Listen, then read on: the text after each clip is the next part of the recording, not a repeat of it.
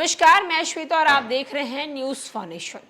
खबर एम्स अस्पताल से जुड़ी निकलकर सामने आ रही है कि जहां एक तरफ दरभंगा एम्स को लेकर अब एक बार फिर से सुप्रीम कोर्ट ने एक नया फैसला सुनाया है। दरभंगा एम्स जो है वो बिहार में काफी ज्यादा चर्चा का विषय बना हुआ है, खास करके जब से प्रधानमंत्री नरेंद्र मोदी ने दरभंगा एम्स को लेकर पूरे मीडिया के सामने बयान दिया था, उसके बाद दरभंगा एम्स जो है वो काफी ज्यादा चर्चाओं में आ गया था। एक तरफ जहां बिहार सरकार और केंद्र सरकार मिलकर दरभंगा एम्स का निर्माण करना चाहती, तो वहीं दूसरी ओर दरभंगा एम्स से जुड़ी हर दिन कुछ न कुछ अपडेट भी सामने आती रहती है।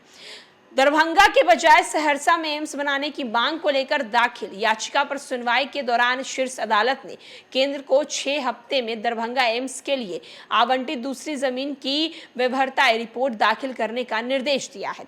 जस्टिस सूर्यकांत और केवी विश्वनाथ की पीठ में समक्ष केंद्र सरकार की ओर से अतिरिक्त सॉलिसिटर जनरल ऐश्वर्य भाटी ने यह बिहार के दूसरे एम्स निर्माण के लिए आवंटित जमीन की व्यवहार्यता पर विचार किया गया है। उन्होंने पीठ से कहा है कि इस मामले में सरकार ने अपना जवाब दाखिल कर दिया है। हालांकि देरी से जवाब दाखिल किए जाने के चलते सरकार का जवाब अदालत में रिकॉर्ड नहीं किया जा सका है।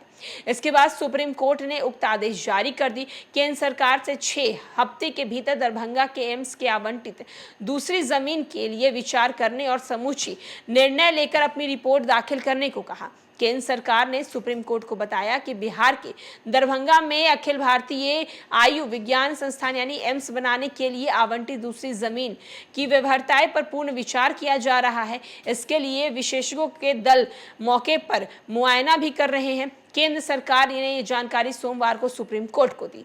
दरभंगा के बजाय सहरसा में एम्स बनाने की मांग को लेकर याचिका दाखिल करने वाले संगठन की ओर से अधिवक्ता राजीव शंकर द्विवेदी ने पीठ से सरकार को एम्स के लिए सहरसा में आवंटित जमीन की व्यवहार्यता पर विचार करने का आदेश देने का आग्रह किया।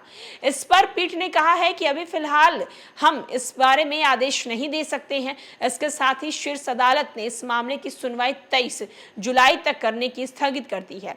दरअसल पटना के बाद बिहार में एक और एम्स बनना है। इसके लिए पहले दरभंगा मेडिकल कॉलेज की जमीन को एम्स के लिए आवंटित किया गया, लेकिन स्पेशल टीम ने यह कहकर मना कर दिया कि यहां पहले से भीड़ है। इस बीच 16 में सहरसा के तत्कालीन जिलाधिकारी ने एक परियोजना के में बताया कि 216 करोड़ की जमीन आवंटित कर दी गई है। हालांकि बाद में दरभंगा में एम्स के लिए 150 एकड़ की जमीन आवंटित की गई है और कहा गया है कि बाद में 35 करोड़ जमीन दी जाएगी।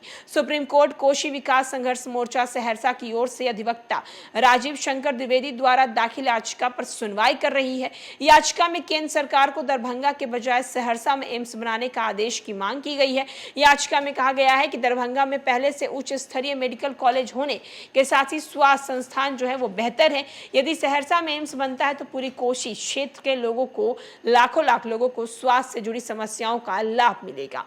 तो देख सकते हैं दरभंगा एम्स को लेकर किस तरीके से मामला जो है और उलझता हुआ नजर आ रहा है।